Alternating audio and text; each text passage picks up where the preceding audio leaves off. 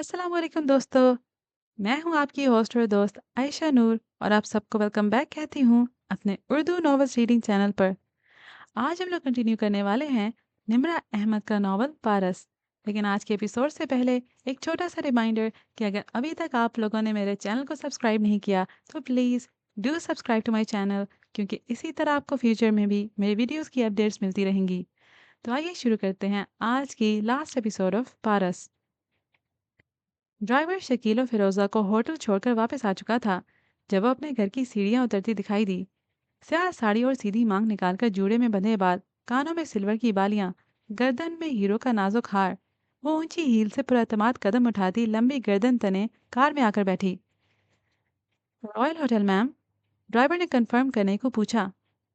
नहीं, तनवीर साहब के घर चलो, हुक्मी अंदाज में कहकर उसने रुख फेर लिया। ड्राइवर ने हैरानी से बैक व्यू मिरर में उसे देखा, फिर कार स्टार्ट की। वो खामोश थी।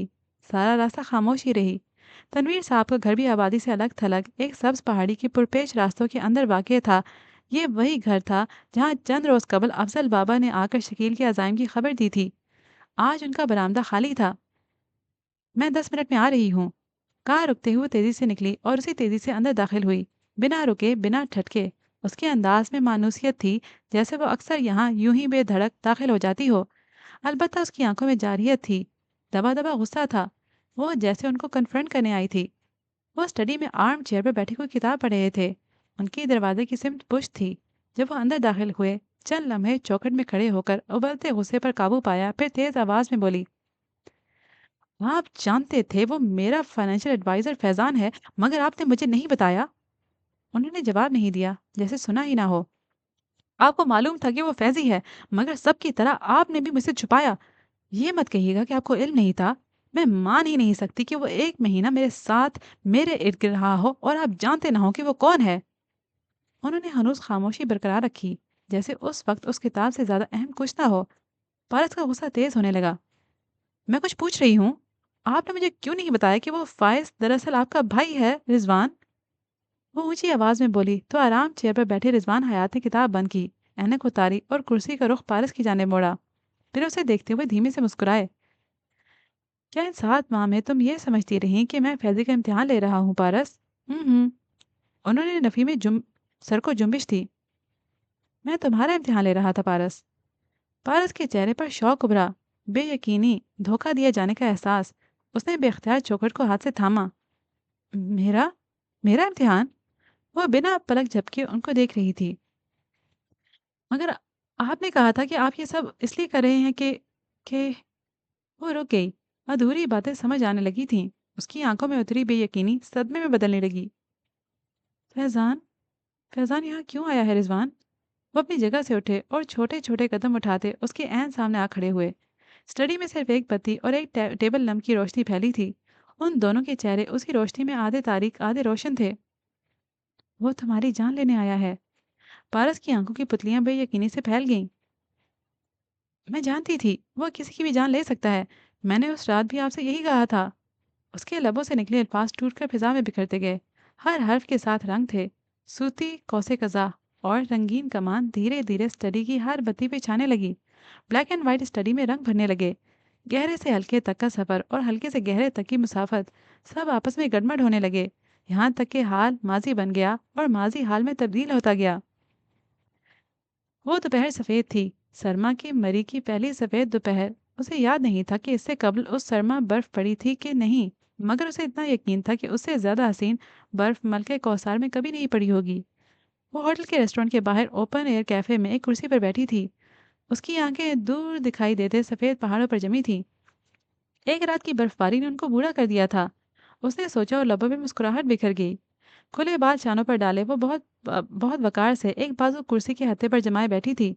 उसका हर अंदाज अंदरूनी खुशी का गमाज था, या शायद खुशी से ज्यादा इत्मीनान था जो उसके रगों पे से झलक रहा था।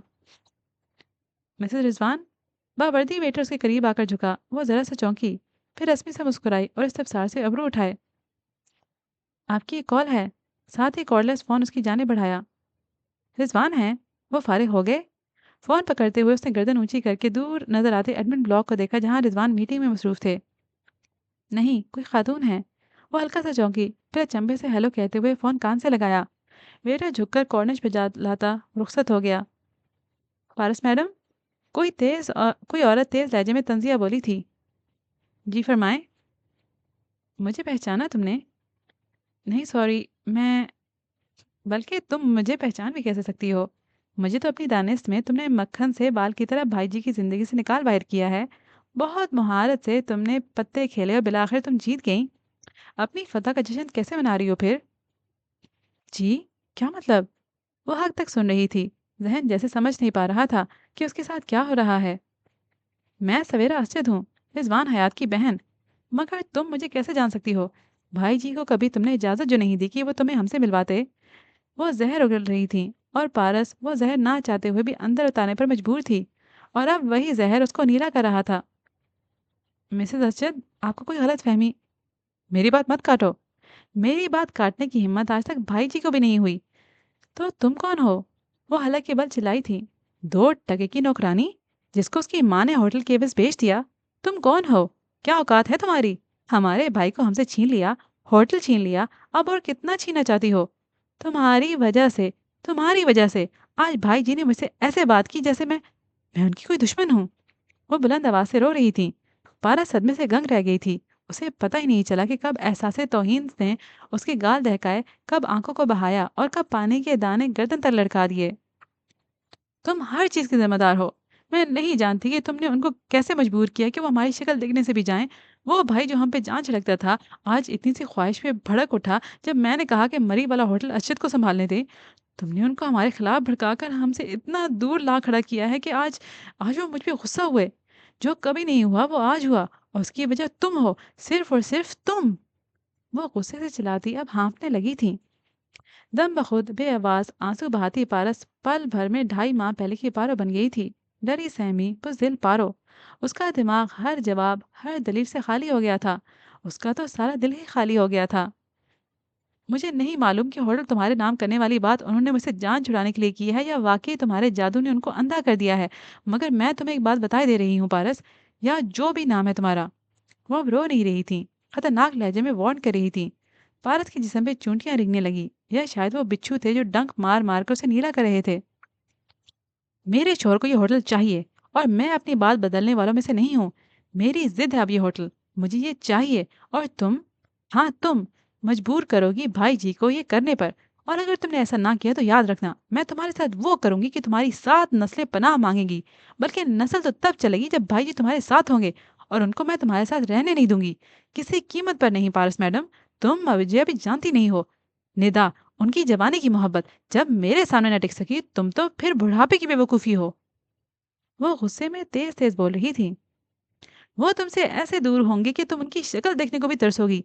इसलिए या तो वो करो जो मैंने कहा है या फिर अपनी माँ से कहो कि तुम्हारे लिए कोई और बुड्ढा ढूँढ ले, जिसके हाथ वो तुम्हें बेच आए। क्योंकि अगर तुम मेरी बात मान जाओ तो शायद मैं तुम पर रहम खा लूँ और तुम्हें भाई जी के साथ रहने दूँ। लेकिन दूसरी सूरत में मुझसे किसी रियायत की उम्मीद मत रखना। फ़ोन खट से बंद हुआ। ऐसे जैसे खट से आरी किसी गर्दन पर चली जाती है। वो सुनसी वहां बैठी थी। बूढ़े पहाड़ों ने आवाज दी, मगर उसने नहीं सुनी। फिर पानी के दाने गिरेबान भिगोने लगे तो वो चौंकी और एकदम खड़ी हो गई। कॉन्फ्रेंस रूम में रिजवान तनहा बैठे थे। सामने एक फाइल खुली रखी थी और वो उसे बेतवज्जुही से देख रहे थे। जब पारस मुर्दा कदमों से चलती अंदर दाखिल हुई, उन्होंने इस्तकबालिया मुस्कुराहट उसकी तरफ उछाली, मगर वो सुर्ख मुतवरम आंखें लिए उनके मुकाबिल बैठी, जैसे कोई मरा हुआ आदमी खड़े से बिठा दो। रिजवान ने तशवीश से उसे देखा। पारस, तुम ठीक तो हो? साथ ही उसका हाथ छुआ। आप होटल असद साहब के नाम कर दें। ये मेरा आखिरी फैसला है और आज का सूरज गुरूब होने से कबल ये हो जाना चाहिए। उसकी आवाज़ आंसुओं से भारी थी। रिजवान बुरी तरह चौंके। कौन असजद? उन्होंने परखना चाहा। आप जानते हैं मैं क्या बात कर रही हूँ रिजवान। मुझे नहीं पता कि आपकी और मिसेस सवेरा की क्या बात हुई है, मगर मेरी उनसे जो बात हुई है उसके बाद मुझे किसी होटल की ख्वाहिश नहीं रही। फारस, मुझे पूरी बात बताओ, क्या हुआ है? उन्होंने संजीदगी से उसे देखते हुए उसके दोनों हाथ थामे। वो दोनों अब बिल्कुल आमने सामने बैठे थे। क्या आप नहीं जानते कि क्या हुआ होगा? बल्कि नहीं, मुझे ऐसा नहीं कहना चाहिए, क्योंकि वो गलत नहीं है। मैं वाक़ई उनको आपको उनके खिलाफ भड़काती हूँ। मुझे कभी भी उनके बारे में अपनी राय नहीं देनी चाहिए थी। वो तल्ख़ी से कहते-कहते रो पड़ी थी। रिज़वान ने तशवीश से उसे देखा। तुम गलत नहीं कहती। मैं उनका गलत दफ़ा करता हूँ। मैं जानता हूँ। मगर मेरी बात सुनो पारस, मैं तुमसे उनकी तरफ से माफ़ी माँगता हूँ। भूल जाओ उन बातों को। भूल जाऊँ? उसने तड़प कर उन्हें देखा। कैसे भूल जाऊँ अपनी ज़ात की बिखरती धज्जियाँ? उन्होंने 2 मिनट में मुझे यूँ बेमौल कर दिया जैसे जैसे मैं। आँसुओं ने उसका गला बंद कर दिया। वो ज़ारों-कतार रोने लगी थी। किसी की हमें बुरा कह देने से ना हम बुरे हो जाते हैं ना वो अच्छे। अपनी ज़ुबान से हर शख्स अपना ज़र्फ़ दिखाता है, दूसरे का अक्स नहीं। तुम उसकी बात को दिल पर मत। रिज़वान के मोबाइल की घंटी ने उन्हें बात मुकम्मल करने से रोक दिया। उन्होंने अजलत में फ़ोन कान से लगाया। "फ़ैज़ी, मैं तुमसे बाद में बात करता हूँ।" पारस एकदम हाथ छुड़ाकर खड़ी हुई। "मैंने कहा ना मैं बाद में बात करता हूँ।" अपनी बात दोहराकर उन्होंने बेज़ारी से फ़ोन रखा। "आप कर लें उससे बात, वरना एक दफ़ा फिर मुझ पर इल्ज़ाम आएगा।" तलख़ी से कहती वो जाना चाहती थी, मगर उन्होंने ज़बरदस्ती उसे हाथ से पकड़कर वापस बिठाया। "तुम हर्ट हुई हो मैं जानता हूँ, मगर इस बात को दिल।" वह कहते-कहते एकदम रुके। फ़ोन बंद करने और पारस को दोबारा बिठाने के बाद उनका रुख ज़रा बदला और उनकी निगाह शीशे की दीवार की खिड़की के पार तक गई। "फ़ैज़ी?" उनकी आँखों की पुतलियाँ हैरत से सिकुड़ीं। पारस ने चौंक कर उनकी निगाहों के ताकों में देखा। रिज़वान खड़े हुए तो वो भी खड़ी हुई। नीचे सड़क वीरान थी, सिवाय एक रिवर्स होती कार के जिसके ड्राइवर ने कार चलाते हुए तेज़ी से दरवाज़ा बंद किया था। रिज़वान ने ग़ालिबन उसे कार में बैठते हुए देख लिया था। पारस के चेहरे पर आंसू ऐसे ही ठहरे थे। उसने बेख्तियार रिज़वान को देखा। वो हैरत से नीचे देख रहे थे। फिर एकदम वो मुड़े और तेज़ कदमों से बाहर को लपके। वह खिड़की में आन खड़ी हुई, आंसू बेदर्दी से रगड़े और नीचे देखा। वह कार अब दूर जा रही थी। वो ड्राइवर को नहीं देख सकी थी, बस कपड़ों के रंग की झलक देखी थी। बूढ़े पहाड़ों का रंग। चंद साहतों बाद रिज़वान गेट पर भागते हुए आए और सड़क पर दाएं-बाएं देखा। कार अब वहाँ नहीं थी। वो अब उजलत भरे अंदाज में गार्ड से कुछ पूछ रहे थे। फिर वो फ़ोन मिलाने लगे। बार-बार फ़ोन नीचे गिरते और फिर से मिलाते, जैसे उनकी कॉल मुसलसल काटी जा रही थी। वो पलकें सुकेड़ कर सारा मंज़र देखती रही। कुछ मिनट लगे रिज़वान को वापस आने में और वह थके-थके लग रहे थे। वो फैज़ी था, वो नीचे आया था। मैं समझा वो अमेरिका में है। उसका नंबर रोमिंग पर था। अब नाराज़ है शायद। बात करते हुए वो उसे नहीं देख रहे थे, मुसलसल कॉल मिलाए जा रहे थे। फिर शायद उसने फ़ोन ही बंद कर दिया कि उन्होंने कोशिश तर्क कर दी थी। पारस खामोश हो गई, बिल्कुल खामोश। वो सारी शाम साथ रहे, हत्ता कि रात उतरने लगी।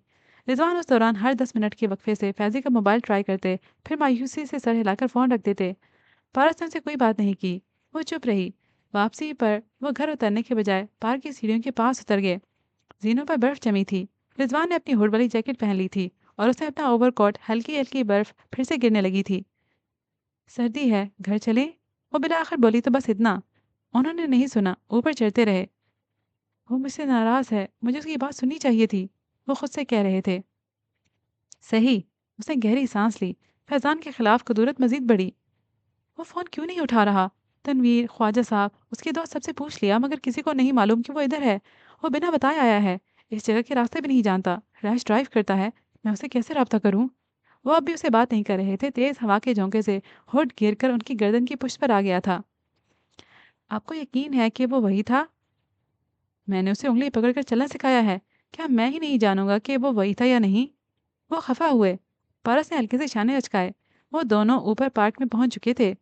केयरटेकर ग्लास की दीवार के अंदर कमरे में बैठा नजर आ रहा था। उसने उन दोनों को देखकर जरा हैरत, जरा शनाइसाई से हाथ हिलाया कि मौसम खराब था, मगर दोनों ने जवाब नहीं दिया। वो खुद में उलझे थे और उलझते ही रहे। मैं उसे कैसे राब्ता करूं? वो एक दफ़ा फिर उसका नंबर ट्राई कर रहे थे। पारस उकताकर दूसरी जानब देखने लगी। वो मुझसे बहुत खफा है। वो अफसोस से नफ़ी में सर हिलाते हुए चल रहे थे। एकदम झटके से रुके, जैसे उनको किसी ने पीछे खींचा हो।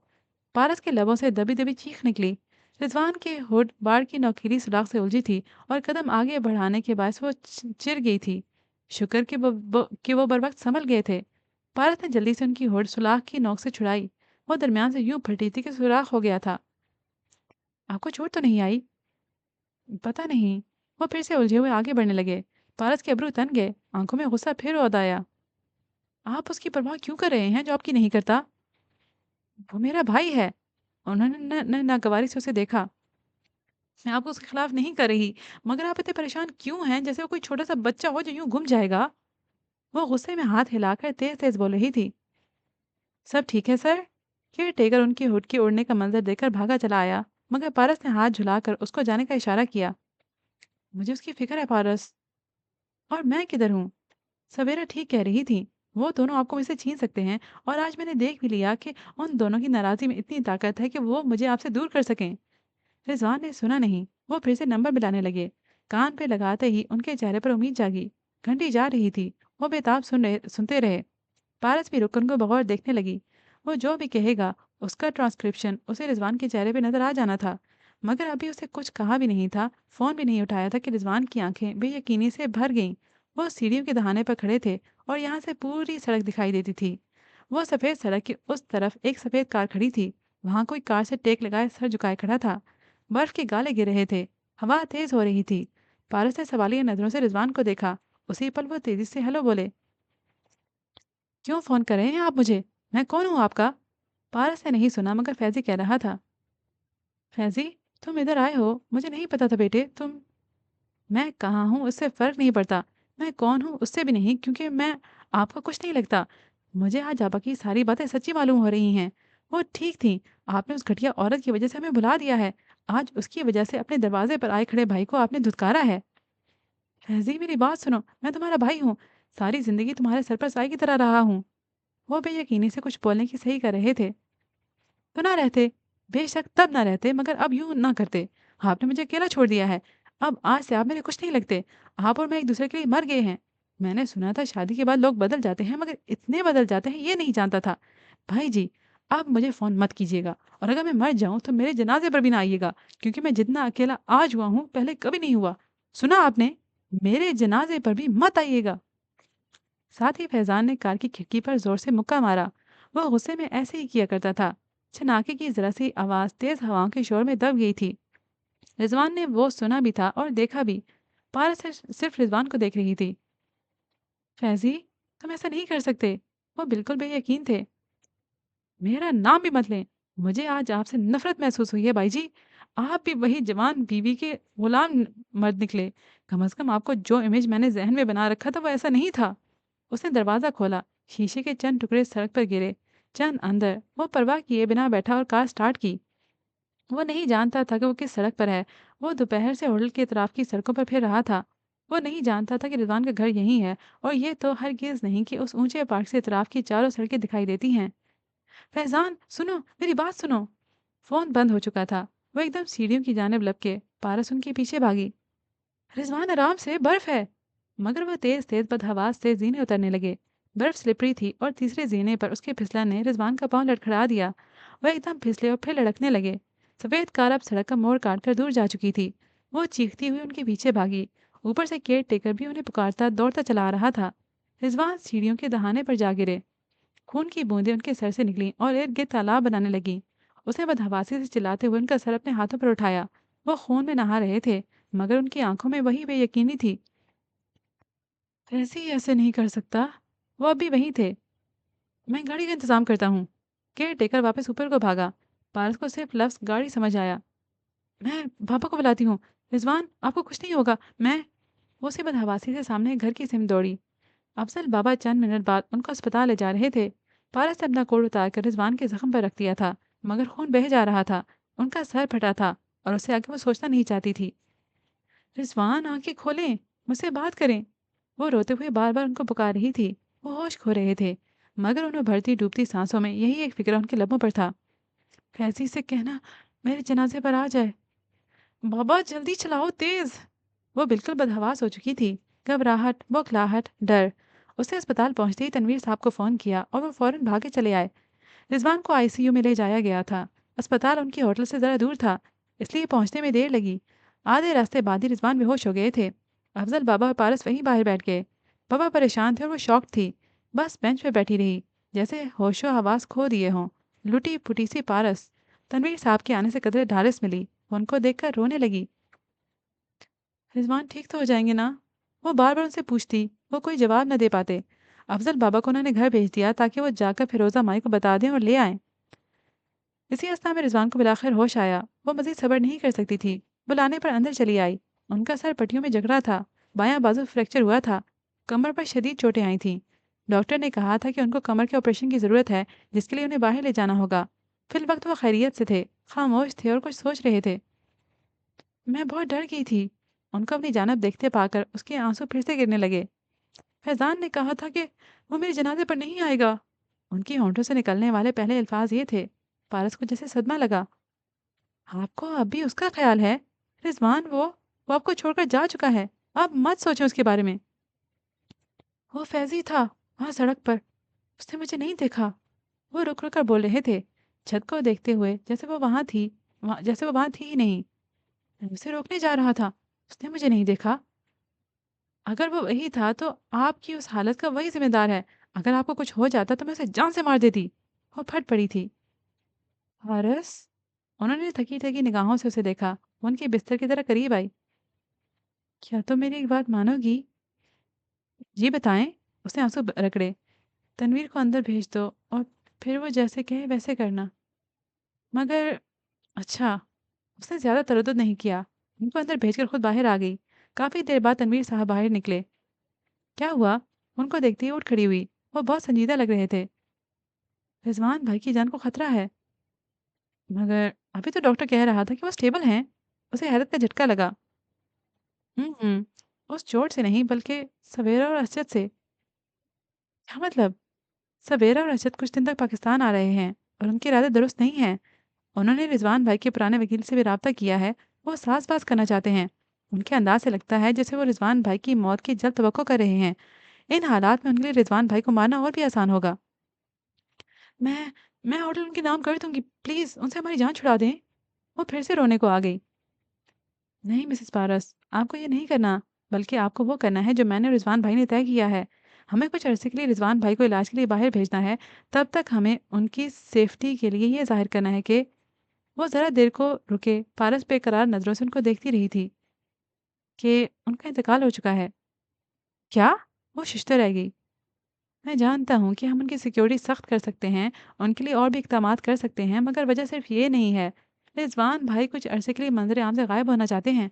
आज के वाक़ये का उनके ज़हन पर गहरा असर है। वो देखना चाहते हैं कि अगर वो मर जाते तो आपके साथ उनके रिश्तेदार क्या करते?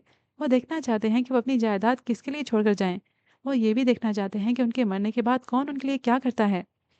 पारस के लबों पर तल्ख़ मुस्कुराहट उभरी। वो फैज़ी को आज़माना चाहते हैं। वो देखना चाहते हैं कि फैज़ी उनके लिए आता है या नहीं। मगर ये खेल वो कब तक खेलना चाहते हैं? बस ये चंद माह जब तक उनका इलाज मुकम्मल ना हो जाए। तब तक मैं सवेरा और असद के पेपर्स में इमिग्रेशन वालों के लिए कुछ सवालात छोड़ने की कोशिश करूँगा। आप फ़ोन पर रिज़वान भाई से राब्ते में रहेंगी। वो जितनी रकम बताएँ आपको मेरे अकाउंट में ट्रांसफ़र करनी होगी ताकि उनका इलाज हो सके। और और क्या लोग सवाल नहीं करेंगे?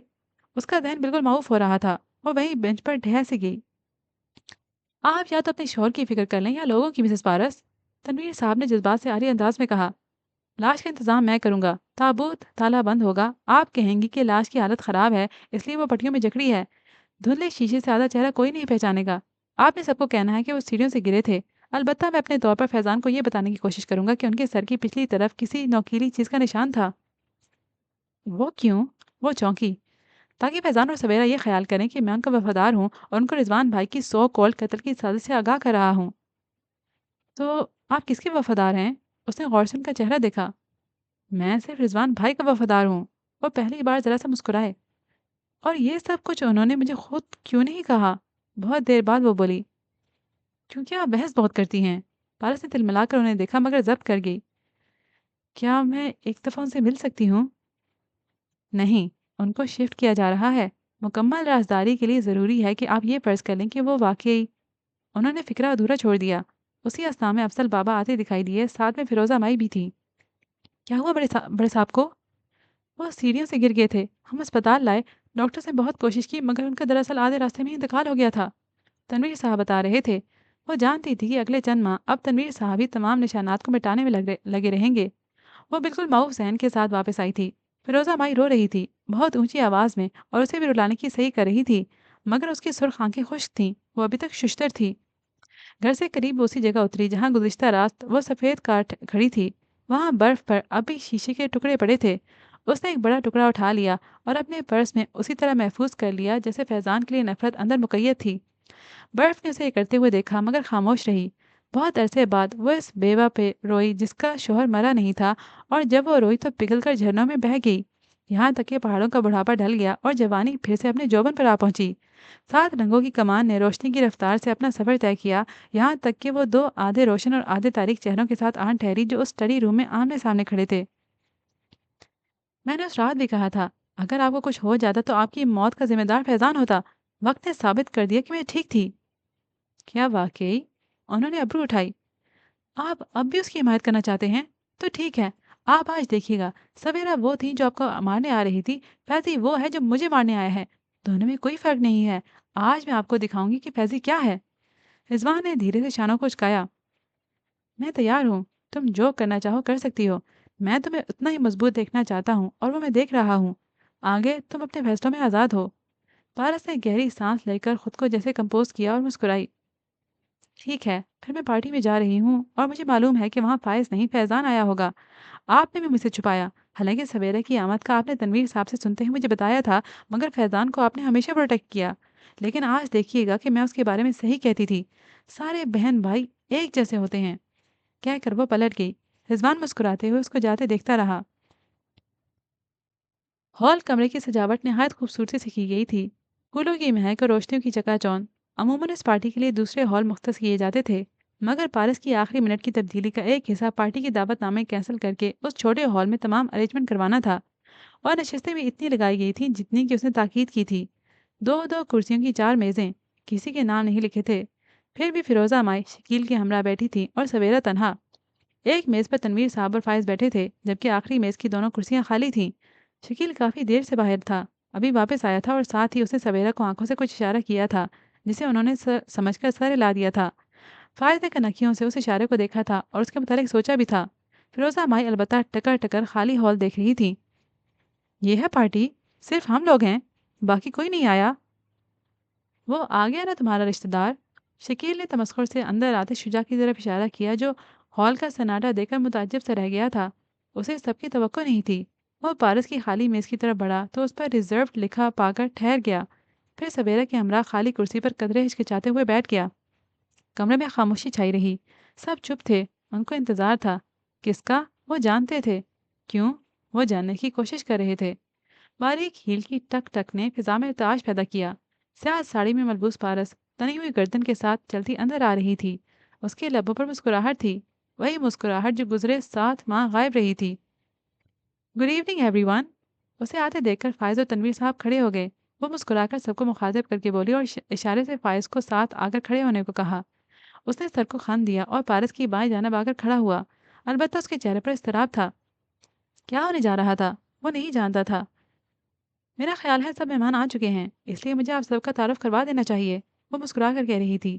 یہ تنویر صاحب ہیں، ہمارے بہت وفادار ساتھی۔ یہ سویرا ہیں، رضوان کی عزیز بہن۔ یہ میرے والد کی وائف مسز فیروزہ ہیں۔ یہ ان کی بیٹے شکیل، اور یہ میرے تایا کے بیٹے شجاع۔ وہ سب کی طرف ہاتھ سے اشارہ کرتی مسکرا مسکرا کر کہہ رہی تھی۔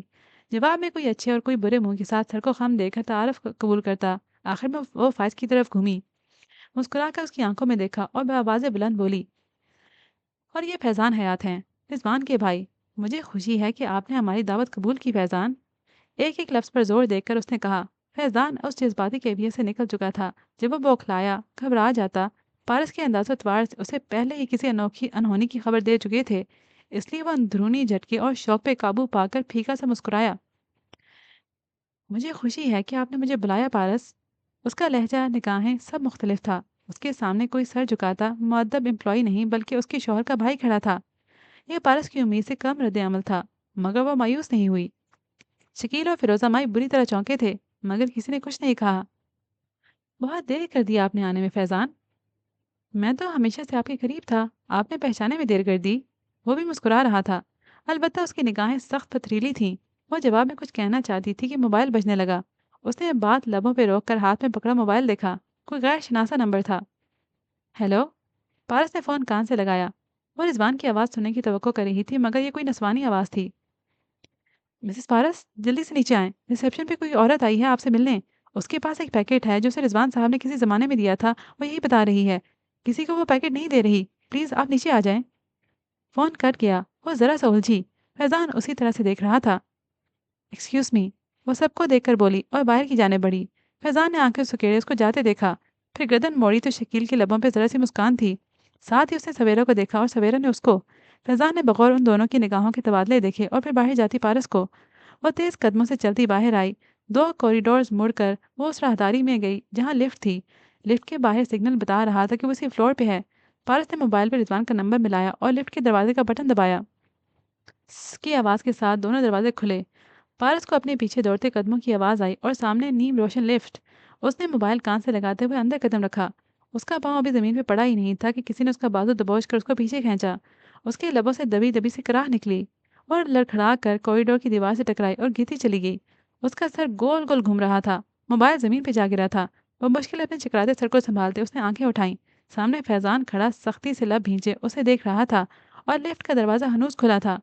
پارس نے اب دیکھا لفٹ اندر نہیں تھی، اندر خلا تھا۔ وہ دیوار کا سہارا لے کر اٹھی اور دروازے سے اندر دیکھا۔ اس کی آنکھیں حیرت سے پھٹ پڑیں۔ لفٹ کئی منزلیں نیچے گر پڑی تھی۔ اگر وہ اندر قدم رکھ دیتی تو؟ اس نے بے یقینی سے پلٹ کر فیضان کو دیکھا۔ میری بہن اور تمہارا بھائی، میں جانتا تھا وہ یہ سب کر رہے ہیں۔ یہ مت سمجھنا کہ مجھے تمہاری فکر تھی، صرف اس لیے بچایا ہے کہ تم میرے بھائی کی بیوی رہی ہو۔ وہ اسے سپاٹ نظروں سے گھورتا پلٹ گیا۔ پارس گہری گہری سانس لیتی بے یقین سے اس کی پشت کو دیکھتی دیوار سے لگی کھڑی رہی۔ اس کا ہاتھ ابھی تک اس کے دل پہ تھا۔ موت موت کھیلنا بہت آسان تھا، جھیلنا بہت مشکل۔ اس نے ذرا سی گردن پھیر کر دوبارہ اس کھائی کو دیکھا۔ بے اختیار جھجری آئی، جسم پہ چونٹیاں رینے لگی۔ اس نے آنکھیں بند کی، چند گہری سانسیں لے کر خود کو کمپوسٹ کیا اور جھک کر موبائل اٹھایا۔ رضوان کی کال ملی نہیں تھی یا بند ہو گئی تھی، اسے معلوم نہ تھا۔ وہ جب دوبارہ ہال میں داخل ہوئی تو باوجود کوشش کہ اس کے چہرے کی اڑی رنگت، ہاتھوں کی نامحسوس لرزش اور قدموں کی بے ثباتی چھپی نہ رہ سکی۔ اس کو اندر آتے دیکھ کر شکیل بے اختیار سیدھا ہوا، پھر سویرا کو دیکھا۔ ان کے لب بھنج گئے، آنکھوں میں غصہ اود آیا۔ لفٹ کے ساتھ ایک حادثہ پیش آیا ہے، میں نے ریسیپشن پہ اطلاع دے دی ہے، وہ لفٹ بند کروا رہے ہیں۔ فیضان نے سرسری سے انداز میں اطلاع دی۔ سویرا نے جیسے ضبط کرتے ہوئے پہلو بدلا۔ پارس کا رنگ ابھی تک سفید تھا۔ وہ بمشکل پھیکا سا مسکراتی اسی مرکزی جگہ آ کھڑی ہوئی جہاں فیضان اور وہ پہلے کھڑے تھے اور جہاں فیضان ابھی تک کھڑا تھا۔ سارا پلان، سارا لایا عمل چوپٹ ہو گیا تھا۔ حالات کی ذرا سی ہچکی نے سب ڈسٹرب کر دیا تھا۔ آپ کچھ کہہ رہی تھی مسز پارس؟ فیضان نے سلسلہ کلام وہیں سے جوڑنا چاہا۔ اپنے بھائی کے ساتھ ہونے والی ٹریجڈی کا علم تو ہوگا آپ کو؟ وہ اپنے سوچے کے الفاظ دہرانے لگی، مگر ان میں وہ جان نہیں تھی جو 10 منٹ پہلے کیے جانے پہ ہوتی تھی۔ مجھے معلوم ہے، اور میں یہی معلوم کرنے آیا ہوں کہ اس سب میں کس کا ہاتھ ہے۔ شجاع نے بے اختیار مضطرب سا ہو کر پہلو بدلا۔ وہ پریشان ہو رہا تھا۔ آپ کا فیضان حیات، اس سب کے ذمہ دار آپ ہیں۔ کیا آپ کو وہ شیشے کا ٹکڑا کچھ یاد نہیں دلاتا؟ وہ باوجود کوشش کے اپنے الفاظ کو اتنا زہر خون نہ کر سکی جتنا اس کے خیال میں سے کرنا چاہیے تھا۔ میں کسی چیز کا ذمہ دار نہیں ہوں۔ آپ اس وقت وہیں تھے جہاں رضوان اور میں تھے۔ ہم نے آپ کو دیکھا تھا۔ رضوان نے آپ کو پہچان لیا تھا۔ وہ آپ کے پیچھے بھاگے تھے، جس کی وجہ سے ان کا پاؤں پھسلا اور وہ آپ نے ان کو دھکا دیا تھا مسز پارس۔ سویرا مزید برداشت نہ کر سکی اور اونچی آواز میں بولی۔ ہال میں ایک دم سناٹا چھا گیا۔ شجاع نے بے یقینی سے سویرا کو دیکھا۔ پارس کے چہرے پر وہی اضطراب تھا۔ فیضان غور سے پارس کو دیکھ رہا تھا۔ کیا ثبوت ہے آپ کے پاس اس بے بنیاد الزام کا؟ وہ بولی تو اس کی آواز میں شکستگی تھی، اور یہ سویرے کے الزام کی وجہ سے نہیں بلکہ اس واقعے کی باعث تھی۔ آپ کی اپنی ریکارڈنگ کیا میں سنواؤں؟ سویرا فاتحانہ سے مسکرائیں۔ شکیل کا موڈ آف تھا اور فیروزہ بھائی پریشان تھی۔ میری ایسی کوئی ریکارڈنگ نہیں ہے۔ تو پھر سنیے۔ سویرا نے موبائل پہ چند بٹن دبائے اور فائل کھول لی۔ پارس اور شجاع کی آواز ہر سو گونجنے لگی۔ شجاع کے بس چند فکرے تھے اور پارس ہی زیادہ بول رہی تھی۔ آڈیو عدالت میں قبول نہیں ہوتی۔ ریکارڈنگ ختم ہوئی تو پارس گہری سانس لے کر بولی۔ فیضان چونکا۔ کیا آپ جھٹلا نہیں رہی؟ وہ واقعتاً حیران ہوا تھا۔ میں جھٹلاؤں یا نہ جھٹلاؤں، آپ لوگ میرا کچھ نہیں بگاڑ سکتے۔ یہ آڈیو کوئی ثبوت نہیں ہے۔ وہ پرسکون تھی اور نہیں بھی تھی۔ وہ ایک وقت میں دو لوگ تھی۔ پارس، تو نے مارا تھا اسے؟ فیروزہ مائی بے یقین تھی۔ پارس چند لمحے خاموش رہی، سب اسی کو دیکھ رہے تھے۔ ہاں، میں نے ہی ان کو دھکا دیا تھا، مگر آپ لوگ میرا کیا بگاڑ سکتے ہیں؟ فیضان کے جبڑے اتنی سختی سے بھیجے کہ گردن کی نسیں ابھرنے لگیں۔ اس کی آنکھوں میں غصہ اود کر آنے لگا۔ میں سمجھتا تھا آپ بے قصور ہیں، مگر نہیں، آپ ہی سب کی ذمہ دار تھیں۔ اگر یہ بات آپ پہلے کہتی تو میں آپ کو ہرگز ہرگز نہ بچاتا۔ وہ شدید صدمے میں تھا، دکھ میں تھا، غصے میں تھا۔ میں اس آڈیو کو میڈیا میں دے سکتی ہوں، ہر جگہ تمہاری بدنامی ہوگی اور بالآخر اتھارٹیز کو یہ کیس کھولنا ہی پڑے گا۔ پارس، سویرا کے پاس پورا منصوبہ تھا۔ پارس بالکل چپ ہو گئی۔ अगर आप ऐसा नहीं करेंगी। वो पहली दफ़ा परेशान नज़र आने लगी। हम ऐसा ज़रूर करेंगे। फैज़ान कहता हुआ वापस अपनी कुर्सी की तरफ चला गया। वो जैसे उसके साथ खड़ा भी नहीं होना चाहता था। नहीं, आप ऐसा नहीं करेंगी। हम इस बारे में बात कर सकते हैं, कोई एग्रीमेंट कर सकते हैं। वो बेकरार हुआ। मसलन, हमारी ज़बान बंदी की कीमत के तौर पर तुम हमें क्या दे सकती हो? सवेरा की आंखें चमकी। आप क्या लेना चाहती हैं? वो वाज़ेह शिकस्त ख़ोर्दा नज़र आ रही थी। भाई जी के तमाम होटल्स, वरना तुम जेल में सारी उम्र सड़ोगी और इसी जवानी में ऊपर चली जाओगी। फैसला तुम्हारा है। तमाम नहीं, सिर्फ बाकी के 2 होटल्स। वो जैसे जमा तफरीक करने लगी थी। मैं इस होटल से नीचे किसी शय पर राज़ी नहीं होंगी पारस। मगर मैंने आपको होटल दे दिए तो मैं कहाँ जाऊँगी? भाई जी की दिलाई हुई ज्वेलरी तुम रख सकती हो, घर रख सकती हो। फिर दोबारा फँसा लेना किसी बुड्ढे को, उसे भी मार देना। मगर हमें अपने होटल्स चाहिए। आप उसकी यूँ तौहीन नहीं कर सकती। शुजा तिलमिलाकर बोला। चुप रहो। सवेरा ने नागवारी से उसे घूरा। ठीक है, मैं आपको होटल्स दे दूंगी। उसने जैसे बहुत तकलीफ से फैसला किया था। पारस, बेवकूफ़ मत बनो, ये तुम्हारा कुछ नहीं बिगाड़ सकते। शुजा ने बेख्तियार उसे रोकना चाहा। आप होटल्स के कागजात ले लें और मुझे ये रिकॉर्डिंग दे दें, बस बात ख़त्म। बात ख़त्म नहीं हुई मिसेस पारस और मिसेस सवेरा। फैजान ने मोबाइल फ़ोन निकालते हुए कहा, क्योंकि मैं आपको पुलिस के हवाले करने जा रहा हूँ। फैजी रुको। सवेरा ने बेख्तियार उसका बाजू थामा, उसे आंखों में कोई इशारा किया। पारस ने बेबसी से फैजान को देखा। आपको होटल्स चाहिए हैं, मैं दे रही हूँ, आप अब क्या चाहते हैं? मुझे होटल नहीं चाहिए, मुझे मेरे भाई जी के खून का बदला चाहिए। उसकी आंखों में देखता एक एक लफ्ज चबा कर बोला। तुम जानती हो मैं यहाँ क्यों आया था? मैं समझता था मैं होटल्स के लिए आया हूँ। मैं समझता था कि मैं खुद को सिर्फ मुतमईन कर रहा हूँ ये सोचकर कि मैं भाई जी के लिए आया हूँ। मगर जानती हो, मैं भाई जी के लिए आया था, क्योंकि मैं सवेरा आपा की तरह बेहिस नहीं हूँ। वो मेरा बाप जैसा भाई था। उसने मुझे हर उस वक़्त में सहारा दिया जब मैं गिरने वाला था। वो मेरे लिए एक मज़बूत दीवार थे, जिस पे मैंने सारी उम्र टेक लगाई, मगर कभी उसको गिरने से बचाने की कोशिश ना की। पारस, मेरे भाई जी को मुझसे हमेशा तकलीफ़ ही मिली है। आज तुम मुझे शहर के सारे होटल्स भी दे दो, तब भी तुम मुझे मेरी तमाम गलतियों को मदावा करने से नहीं रोक सकती। पारस ने सोचा था वो उसे जताएगी, वो उसे बुरा-भला कहेगी, मगर सारे अल्फ़ाज़ ख़त्म हो गए थे। आँसुओं का फंदा उसके गले में पड़ गया था। फैज़ी, पागल मत बनो। सवेरा झंझला रही थी। क्या तुम अपने भाई के खून की कीमत नहीं लेना चाहते? पारस बोली तो बस इतना। मैं बहुत कुछ हो सकता हूँ, मगर किसी की गर्दन पे सौदा करने वाला नहीं। तुमने मुझे गलत समझा। उसने कहते हुए फ़ोन पर एक नंबर मिलाया और अभी यस का बटन दबाने लगा था कि खामोश बैठे तनवीर साहब खड़े हुए। तुम्हारे भाई जी जिंदा है फैज़ी? पारस की आंखों में आंसू टूटकर गाल पर लड़क गए। वो सिर्फ फैजान को देख रही थी, जिसका नंबर मिलाता हाथ रुका था। उसने सर उठाकर खाली खाली नजरों से तनवीर साहब को देखा। वो ज़ख्मी हुए थे मगर बच गए थे। हमने ये सब सिर्फ इसलिए किया ताकि उनको महफूज रखकर उनका इलाज करवा सकें। मिसेस सवेरा और अजद साहब से उनकी जान को शदीद खतरा था। फैज़ान ने माऊफ होते दिमाग के साथ मुड़कर सवेरा को देखा। वो फ़क होती रंगत लिए खड़ी थी। और क्या तुम ये जानती हो कि ये तुम्हें पारस को मारने के लिए क्यों उकसाती रही हैं? ताकि तुम उसे मारकर खुद जेल चले जाओ और उन्हें होटल्स में से तुम्हारा हिस्सा न देना पड़े। ये झूठ। सवेरा फिक्रा भी मुकम्मल न कर सकी। भाई जी, वो एडमिन ब्लॉक में अपने ऑफिस में हैं। तुम जाकर उनसे मिल सकते हो। फैज़ान ने बेख्तियार पारस को देखा। ना समझी, हैरानी, बेयकीनी। वो उस वक्त कई कैफियत में घिरा था। फिर एकदम वो बाहर को भागा। पारस ने झिलमिलाती आंखों से उसे जाते देखा। वो चंद मिनट में उनके ऑफिस के ग्लास डोर के बाहर पहुंच चुका था। अंदर वो अपनी घूमने वाली कुर्सी पे रुख मोड़े नजर आ रहे थे। वो उनकी पीठ को पहचानता था। वो उनकी खुशबू को पहचानता था। उसने मुर्दा हाथों से दरवाज़ा खोला। रिजवान मुड़े और उसे देखकर मुस्कुराए। वो पहले से कमज़ोर और बूढ़े हो गए थे, मगर वो जिंदा थे। मैं जानता था तुम मेरे खून की कीमत नहीं लोगे। मैं तुम्हें जानता हूँ फैजी। मैं तुम्हें हमेशा से जानता था। भाई जी। वो रोना चाहता था, मगर रो नहीं सका। बस उनके सामने आकर खड़ा हो गया। वो अभी तक बेयकीन था। वो मुस्कुराते हुए गर्दन उठाकर उसे देख रहे थे। मैंने मैं हमेशा ज़्यादती कर जाता था, मगर क्या क्या हम पहले जैसे हो सकते हैं भाई जी? जैसे मेरे बचपन में आप और मैं हुआ करते थे। बहन भाइयों की ये मजबूरी होती है कि उनको पहले जैसा होना ही पड़ता है। हमें भी होना पड़ेगा। शायद कुछ वक़्त लगेगा, मगर वक़्त तो हर चीज़ में लगता है फैज़ी। वो उठे और उसे गले से लगा लिया।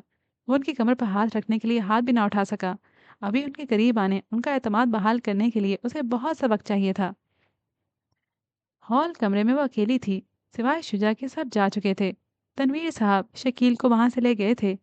पारस को यकीन नहीं था कि वो शकील को सिक्योरिटी के हवाले कर भी सकेंगे या नहीं, क्योंकि वो हर मुमकिन तौर पर भागने की कोशिश करेगा। सवेरा कहाँ गई थी उसे नहीं मालूम, बस वो खामोश खड़ी थी और शुजा मुलामत करदा नजरों से उसे देख रहा था। अगर तुम्हारा शौहर जिंदा था तो तुमने कल मेरी बात क्यों सुनी? मेरे जज्बात की तौहीन क्यों की? पारस ने हथेली की पुष्ट से आंखें रगड़ी, जरा सा मुस्कुराई और उसके करीब आई, फिर हथेली उसके सामने फैलाई। मेरे 20 रुपए शुजा। क्या? वो हैरान हुआ। मेरे 20 रुपए तुम पे उधार है शुजा। याद है, तुम मेरे लिए ये बालियां लाए थे? मैंने सदर में देखी थी, वहां 100 रुपए की थी, मगर तुम 70 की लाए थे। मैंने अगले ही दिन मोहल्ले की दुकान से चेक कर लिया था, वो तुम उसी दुकान से लाए थे, और वो 50 रुपए की थी। मुझसे दुकानदार ने झूठ बोला या तुमने भी सबकी तरह मेरा इस्तेमाल किया? मैं इस मुकदमे में बरसों से उलझी थी, इसलिए मैंने कभी उन बालियों को नहीं उतारा, मगर आज मेरे दिल से वो फांस भी निकल गई है। होटल उनको देने पे तुम्हारी बेसुकूनी मुझे बता गई कि तुम होटल्स के लिए मेरे पास वापस आए थे। उसने कानों से एक एक करके बालियां उतारी और उनको फर्श पर फेंक दी। चले जाओ यहाँ से शुजा, तुम भी हमेशा से मेरा इस्तेमाल करना चाहते थे, चले जाओ। वो वाकई एक पल वहां न ठहरा, बस वीरान नजरों से कभी उसे देखता, कभी जमीन पर गिरी बालियों को देखता बाहर निकल गया। पारस की आंखों से एक कतरा भी ना गिरा। एक कतरे की बारिश अब सूख चुकी थी। रिजवान ठीक कहते थे, ये फैजान का इम्तिहान नहीं था, मैं अपना और शुजा का इम्तिहान ले रही थी। दिल में लगा आखिरी कांटा भी आज निकल गया। उसने चेहरे को हाथ से थपथपाकर खुद को कंपोज किया और जरा सा मुस्कुराई। अब उसे रिजवान के पास जाना था, फैजान भी वहीं होगा। उसे बर्दाश्त करना और उसे नॉर्मल तरीके से बात करना मुश्किल ज़रूर होगा, मगर आहिस्ता आहिस्ता चीज़ें नॉर्मल हो ही जाएंगी। उसे यकीन था। वो बाहर चली गई। हील की टक टक मद्धम होती गई। फर्श पर गिरी बालियां अपने अंदर की अनमिट कहानियां समोए वहीं पड़ी रही। उनकी चमक मान पड़ चुकी थी। खत्म शुद्ध। तो इसी के साथ हमारी कहानी आती होती है ख़त्म। उम्मीद करती हूँ कि आपको ये कहानी पसंद आई होगी। अगर ऐसा है तो कमेंट सेक्शन में लिखना मत भूलिएगा। इसके अलावा भी फ्यूचर में मैं कौन सी कहानी कवर करूँ अपने चैनल पे, उसकी रिकमेंडेशंस का भी मुझे कमेंट सेक्शन में इंतज़ार रहेगा। अभी के लिए मुझे इजाज़त दीजिए, इंशाल्लाह आइंदा मिलते हैं। तब तक के लिए हंसते रहिएगा, मुस्कुराते रहिएगा। अल्लाह हाफ़िज़।